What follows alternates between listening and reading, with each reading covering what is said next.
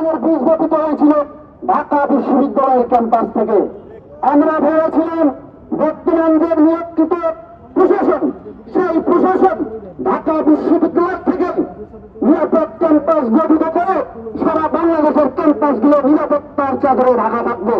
কিন্তু আমরা বর্তমান যে প্রশাসন, সেই নিয়োগ পাওয়ার পর থেকেই দেখে আসছি একের পর এক ব্যর্থতার পরিচয় দিচ্ছে।